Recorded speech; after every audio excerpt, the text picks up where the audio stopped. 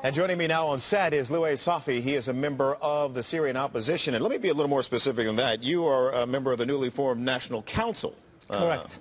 So it's great to talk to you. I'm wondering what your sense is from talking to the members of the council, from talking to the people inside Syria, outside of Syria, as to whether or not the death of Muammar Gaddafi is bolstering the opposition, the demonstrators inside the country. Absolutely.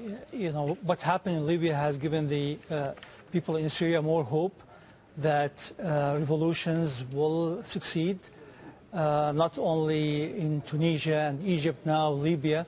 So people in Syria now are very optimistic that ultimately their struggle will conclude in a victory. What do you make of the reporting that there is a sizable demonstration going on in Homs and no security forces present, evident anywhere? Well, Homs has been the center of the revolution in Syria. Daraa, Homs. Right. Of course, Homs is much larger than Daraa. Daraa was the first city to revolt against the regime, but Homs is one of the biggest cities in Syria and has been continuously taking to the streets to demand a change of government. It has to really, for it to really gain the kind of traction that would signal to everyone that there's a real chance for a change of regime or a change of direction in Syria, wouldn't it have to take hold, this demonstration, this protest movement, this uprising in Aleppo and in Damascus? These are the two key cities. Now, these are by far the largest cities. Both probably constitute half of the Syrian population, and massive revolt in these two cities will signal the end of the regime.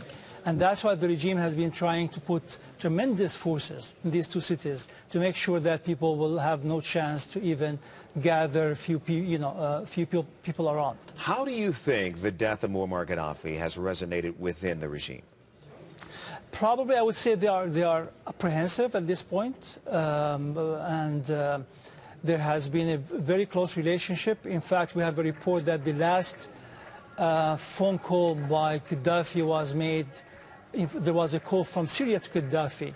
Really? On his satellite phone. That is the report today that we got from Libya. Do you know anything about the call, or we just... have no clue as who was speaking, but we know for a while that there has been a lot of cooperation between the Syrian and Libyan regime. So the regime, it seems, has a couple of choices. It can either, in the aftermath of this, when people are bolstered by the death of Gaddafi and probably taken to the streets in bigger numbers, as evidenced by what's going on in Homs, the regime can either be more heavy-handed in its repressive tactics, or it can cut a deal. Which of those options do you think is most likely? Well, the regime has been very stubborn, and beyond any, we can't understand exactly what's going through their minds. They believe that they can use the same model they used in the 80s to keep the country under their control, and that is impossibility. I guess there is no one probably around the president at this moment that is talking reason to him. He has been surrounded by security chiefs who keep talking about security solution. And that is really deepening the hole for the whole regime. The National Council, are you making progress? Are you getting to a place where you feel relatively confident that if there was a big change in the regime, that the National Council would be able to move forward?